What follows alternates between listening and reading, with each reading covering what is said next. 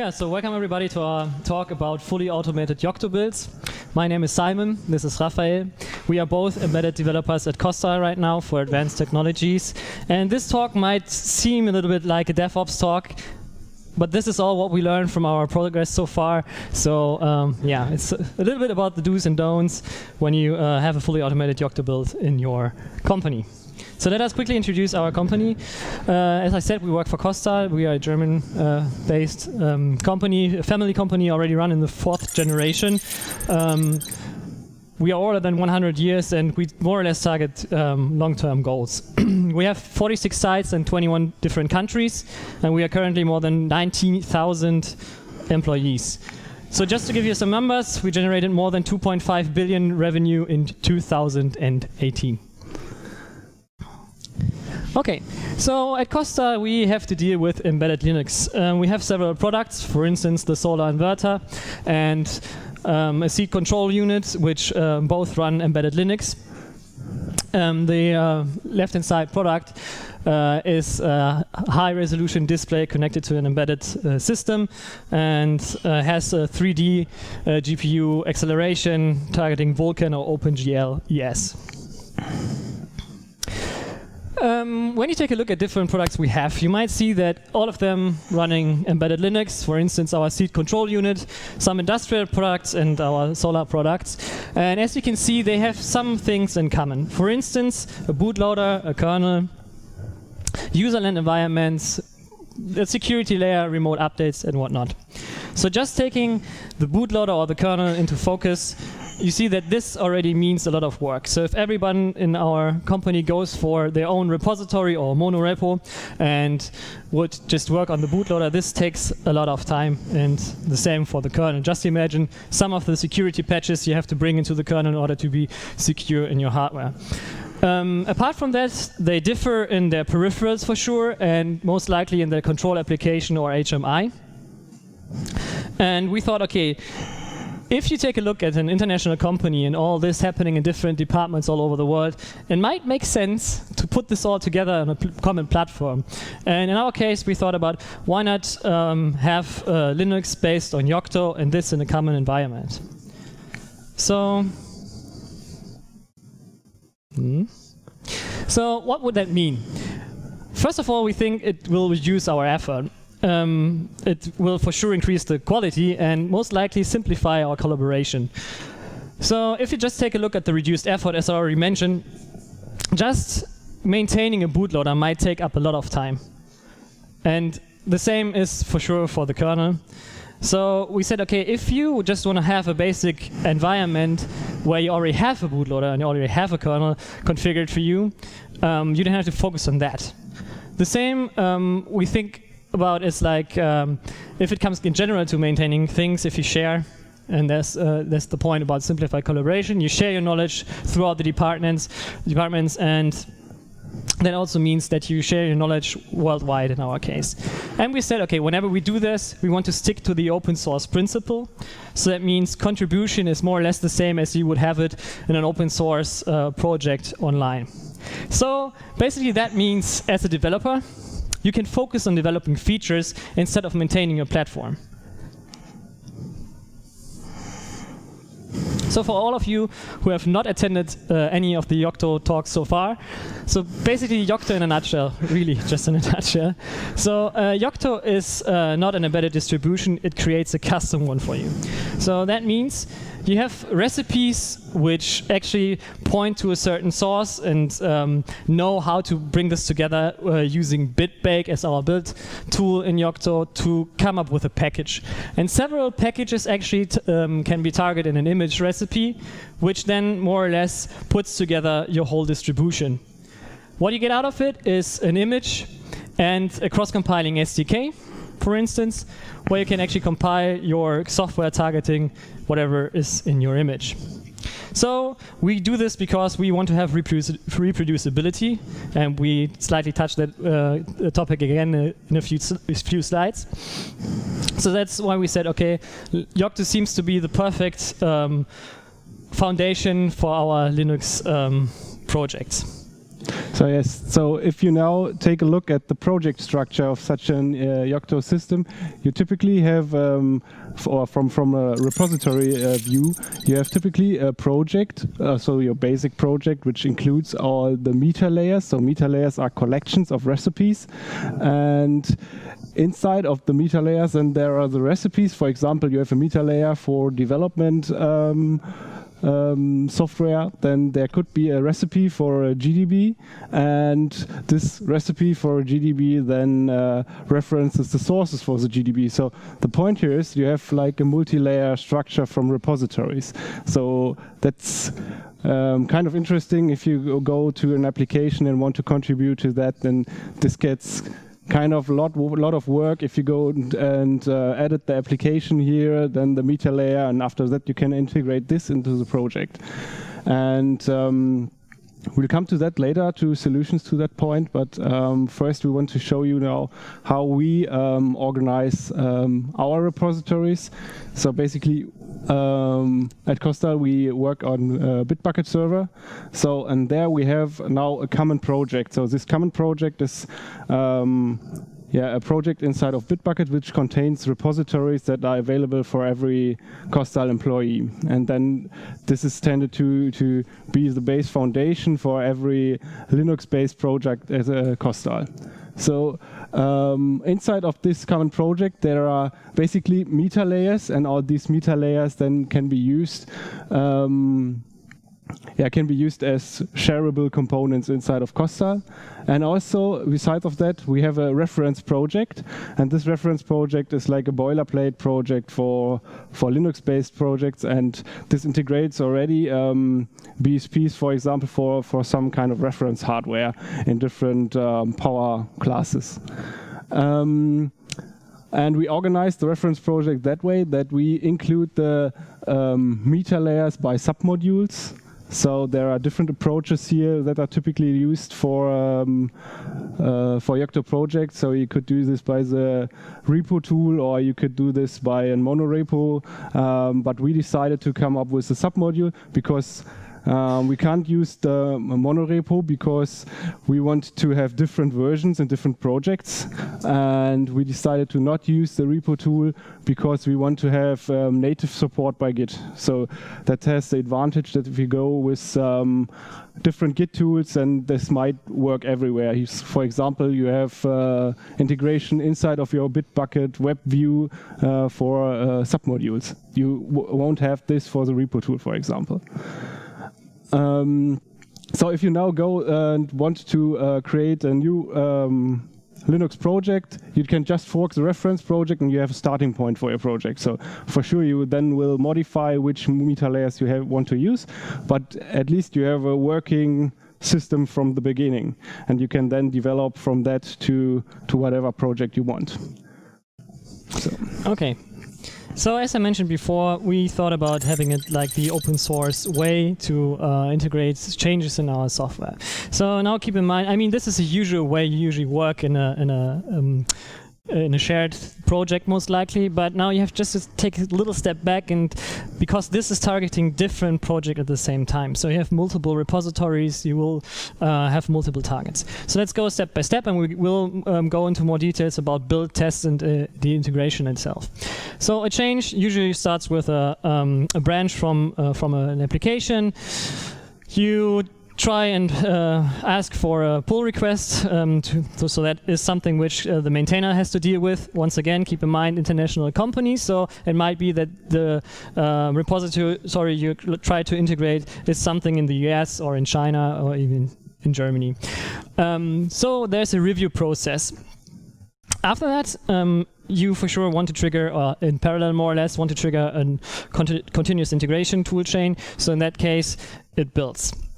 Since it's building for different targets and multiple images, this takes up time. So we will take a look into that later. Then testing. Testing is a very important thing, because we said, okay, testing needs to be done on the real hardware, because whenever you do change things, and for instance, in our case, if you just target hardware which has like a companion controller or processor, it might be difficult to go for virtualized test or something. So we said, okay, we have to test test and integrate on the real hardware. And the last step for sure is the integration process. So this is also kind of tricky, since you have to target multiple repositories. So in that case, we will show you our strategy, how we deal with that. For sure, you need something like a very good IT infrastructure for that. But some of the points are actually given more or less from Costa. So we are using Bitbucket right now. And Jenkins is our continuous integration controlling instance.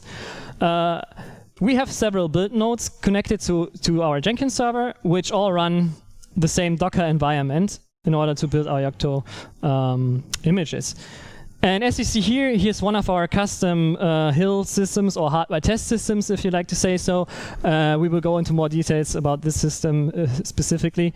And if everything runs successfully through our integration toolchain, in the end, we go and take our binaries and put them in our JFrog Artifactory. So taking a look at our build environments. As I mentioned, we use Docker a lot. But we said we want to give to each developer in our Costa world the full control about what kind of tools they use. I mean, everybody prefers a different IDE. Some of us even just use Vim. So we said, okay, you can work locally on your machine. So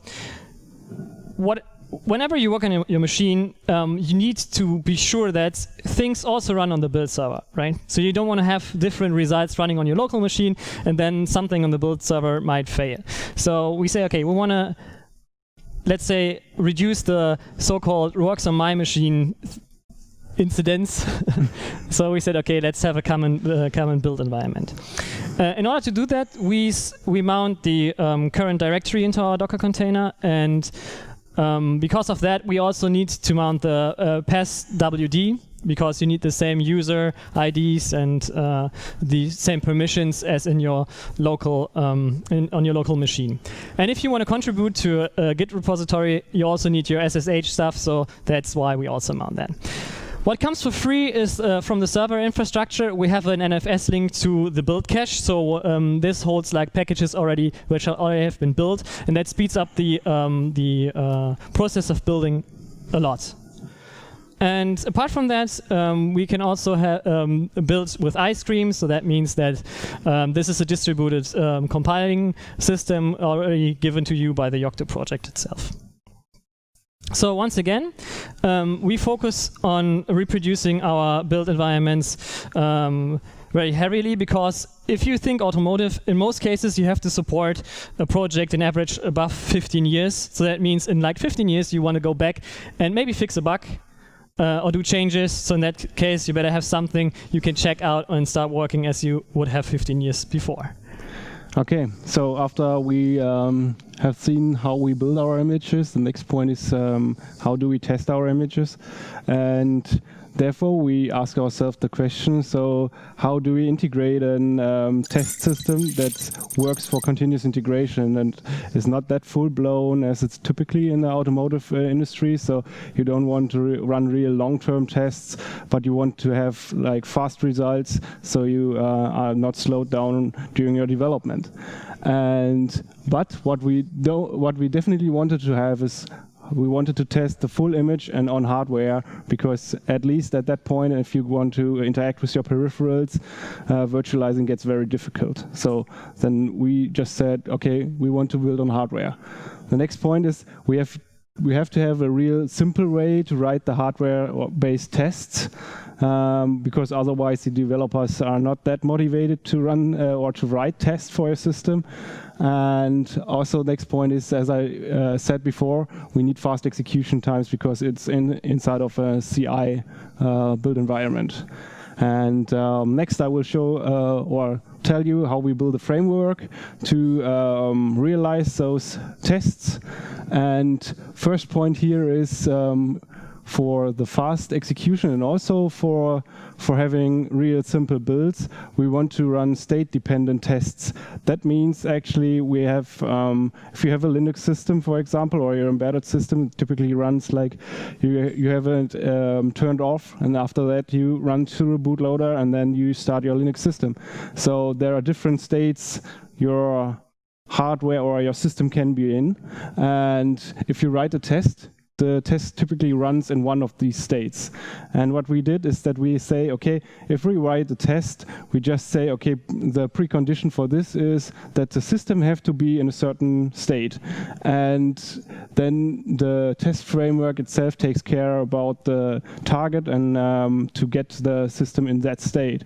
And also this helps to speed up your tests, because you can then like if you have multiple tests that are run inside of the running Linux state, you can just run it each after each other without rebooting the system.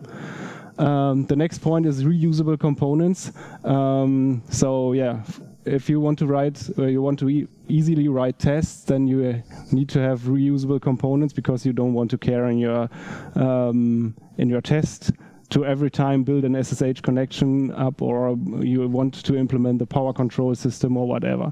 So we have here reusable components, and also all these components are run against abstract interfaces. So because we have different test systems, and especially for the power control, you might have different power controls and different test systems, and then you can just exchange the power control.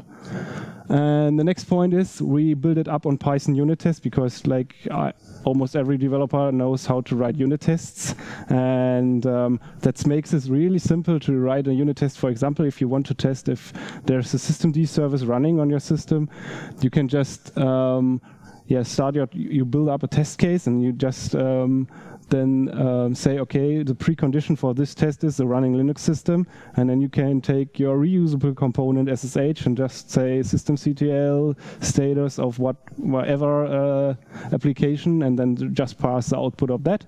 And then you have like a really simple application that makes sure that your application is started on the system every time. Okay, so next we take a look at the hardware system which we run this test system on. We basically build up this little server rack, and it consists of 4 different bays where you can place your device under test. And each of the bay for the device under test is connected to a power supply channel, which can control, or each of the power control channels can control separately. And also each of the base is connected with 2 Ethernet ports, one automotive Ethernet port and one 1 gigabit Ethernet port, and also with 2 USB ports that you can use for whatever peripheral you want to use. That might be a camera looking at your display, or just a serial controller, or whatever you need to test your system. And yeah, then we for sure have the power supply, which provides the power channels for the device under tests, and the test controller, that's just a Linux machine. And on this Linux machine, there are running different Docker images, and each of these Docker images represents one of the device under test base, and you have like then each of the device under test base isolated to each other, so you can just connect to these Ethernet ports that are mapped to the base and to the Docker port, and also same for the USB ports and also for the power channel. That makes sure that we can run there all our continuous integration tests, but also it's really handy to have something like this if you work remotely, and you can just connect to that system and do your hardware test directly on hardware when you are developing. Yeah. Okay, so that actually concludes our testing stage. So yeah, let's take a closer look at builds. So currently, as we have mentioned, we have 3 different devices under test and 3 different basic boards we support in our Yocto common project. So since we have 3 boards and 3 images we target, we have to build 9 images. And in average, we figured out that this takes roughly 4 hours to build that from the scratch. So this is a lot of time if you keep in mind we have to test multiple changes per day per developer. So 4 hours is unacceptable in that case. But let's take a look at the full build. So that basically means we build from a clean state. We build all images, and we even have to test for sure all images. And aside from that, we also build each and every SDK, and we cross-check with an application if the SDK is working correctly as we expect it to. So we thought, okay, we can just go and figure out how to reduce the build runs in terms of time. And this is why we came up with a reduce build, where we said, okay, why not reuse the cache? It might be that the cache is invalid. So we said, okay, this might be a trade-off, but it speeds up our builds a lot. And we said, okay, we don't have to build all the SDKs, because this also takes up a lot of time, and even testing them adds a little on top of the time. So we focus now just on building images and testing the images in our hardware integration tests. And this actually gives us a build run time of like around 20 minutes. So this is, from our point of view, is acceptable. Sure, you might say, okay, what happens if I do a change which breaks your SDK, right? So in that case, we say, okay, how long does it take you to recognize that? And in this case, we said, okay, let's split it up. Let's say a full build is run nightly, and the reduced build is just our CI build for each and every change. So whenever something goes wrong and breaks your SDK build, this would happen then in the nightly, and this would be okay-ish from a perspective of when do I recognize something went wrong. So we said, okay, whenever that happens, and this doesn't happen that often, we can make a fix commit to our master then.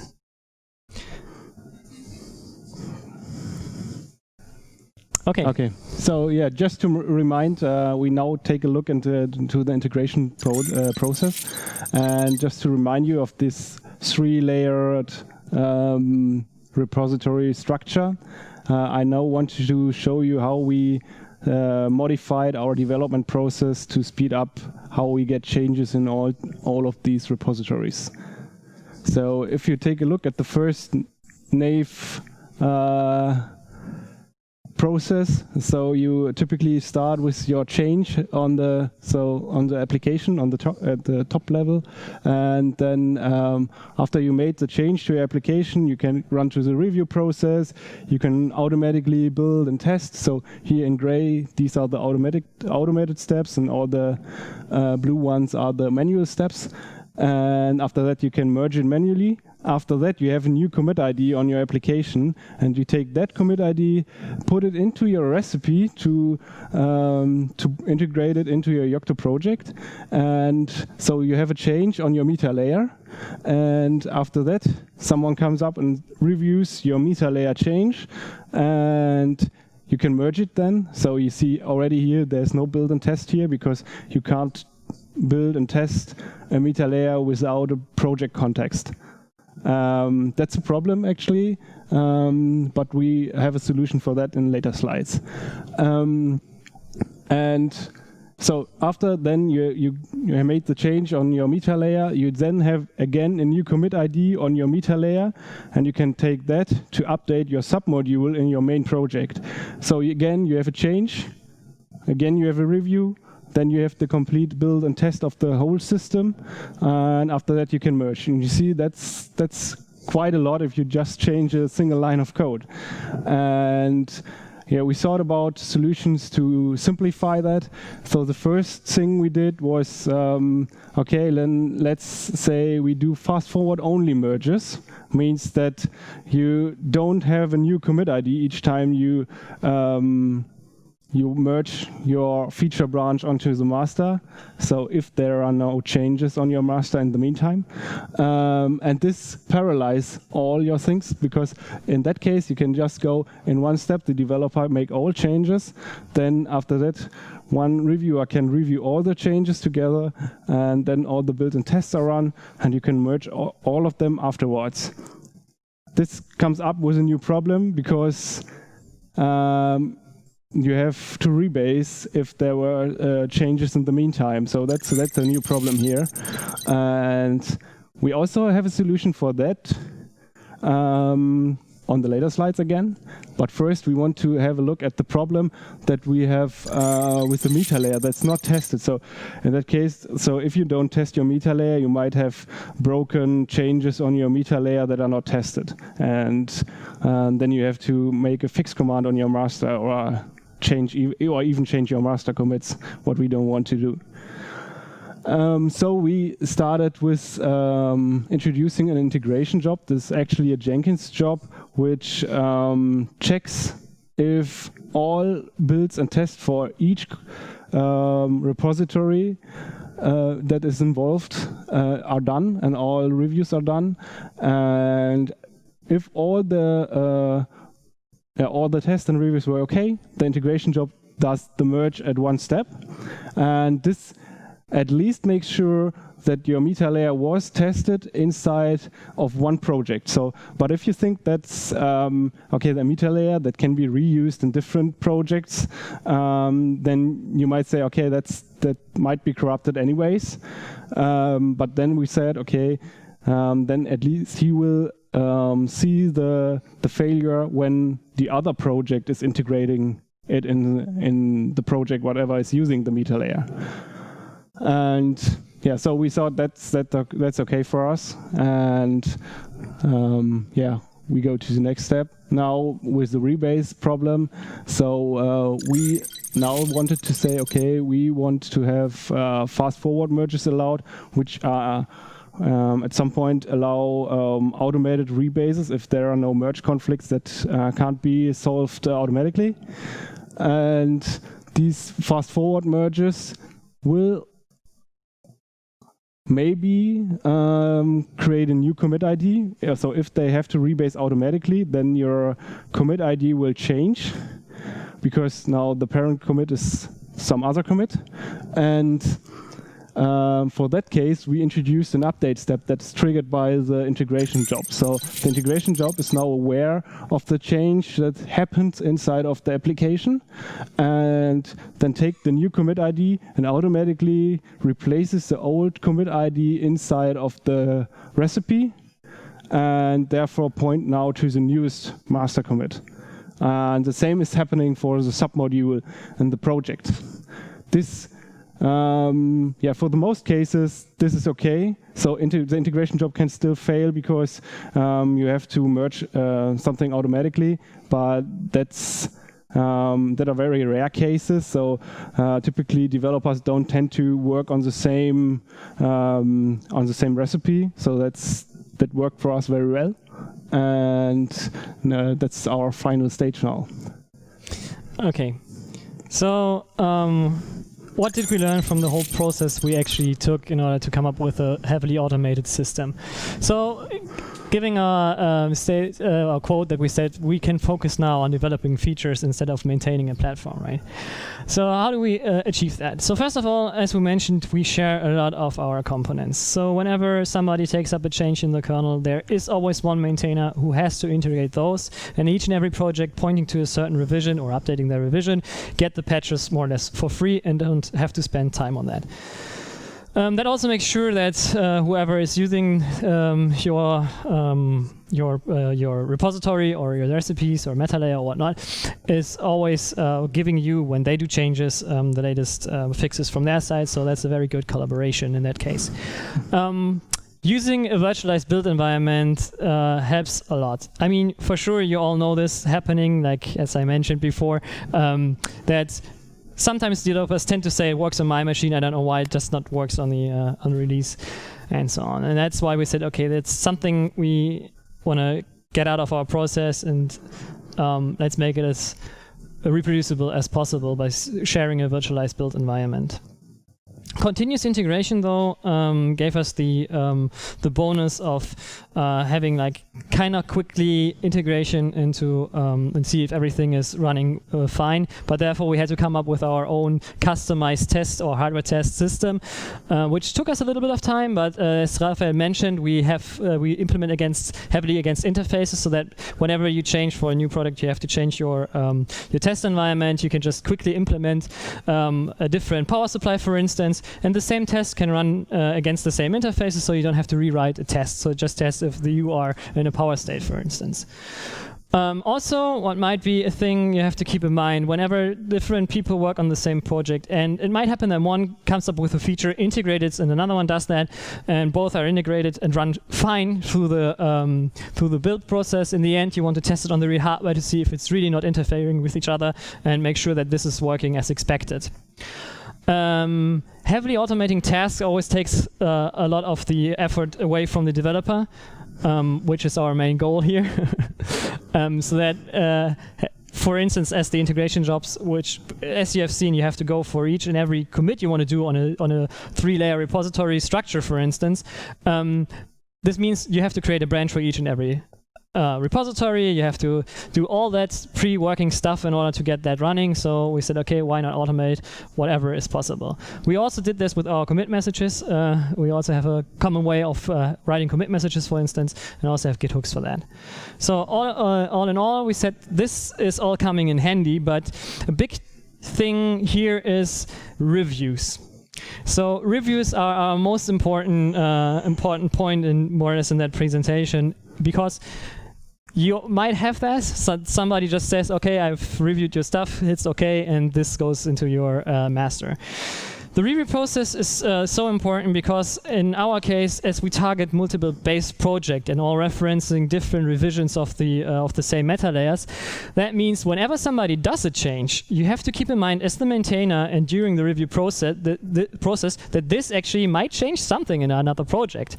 So even if you are not aware of that, that might come up somewhere else and somebody has to patch again the meta layer, do changes in order to have their project running. So yeah, that's what we want to emphasize here. Reviews are very, very important. Okay, yeah, that actually completes our talk. So if you have any questions, feel free to raise them now. We also brought some hardware, so if you want to see very fast booting Linux hardware, you can see that in a second after the talk. Yeah, and if you have questions, raise them now. And thank you for listening.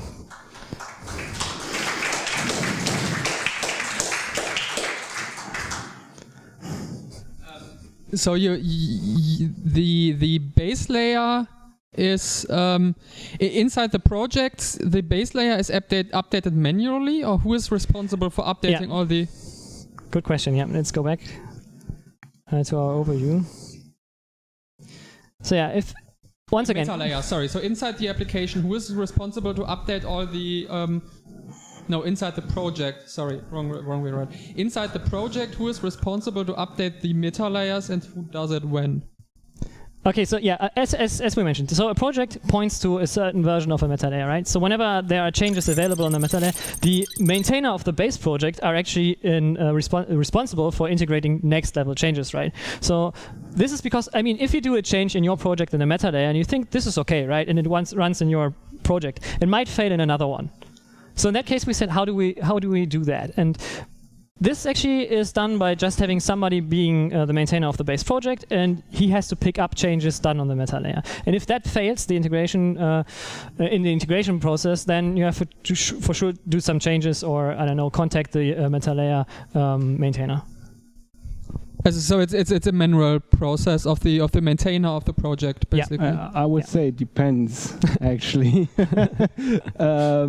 So if you are working on a meta layer and you issue the pull request for or you make a change on an application and you make a change on a meta layer and you want to directly use this change in your project, you can use the integration job for that, because the integration job works that way that you go to a manual build and inside of Jenkins, and it's a parameterized build, and then you can state which feature branch you want to merge, and then it looks inside of the project and parses all the recipes and sees if one of the recipes points to a commit that is on a feature branch that you want to integrate. And so that's really depends on if you want to just integrate a meta layer that has already changed, or you also issued the pull request on the meta layer.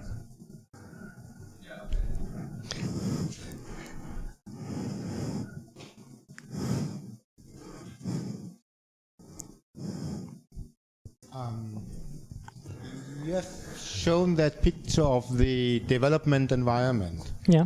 And that Docker container actually also contained Yocto. Does that actually mean that your developers use Bitbake to build their applications for debugging and things like that? Yeah, that again is depends. I mean, I mostly do that because I want to make sure that my bitback process is still okay. But this, as I said, depends. If I have just an application which is in my application layer, like in the third level of repositories, then I usually tend to do this just with a repository, because we say, okay, all the applications you want to integrate most likely are able or should be able to be built outside of the Yocto world. So whenever you have that, you for sure can just build them locally on your machine or use the Docker environment, which comes in most cases with the application layer itself. Because the point is, if you use bitback, you don't need the SDK at all. That's true, yeah. And the other question is, how much Yocto do your developers actually know? So who writes the recipes, who writes the distro configurations and things like that? So yeah. Actually we work in a Scrum team, so we release say everybody should be able to write the recipes, but for sure there are people, they like writing recipes more than application, the other way around. But I think over 50% are writing recipes all the time, so that's, or at least modifying recipes, and so. And who writes the distro configurations? The distro configurations, it also depends on who takes the task. So that's not only one guy who's responsible for that. So because we say, okay, the whole team is responsible for that, and we really say, okay, if there's someone who knows how to do it and the other guys don't, then we say, okay, let's then do it in parallel. So let's work together on one task, and we really focus on spread knowledge about such things. Other questions?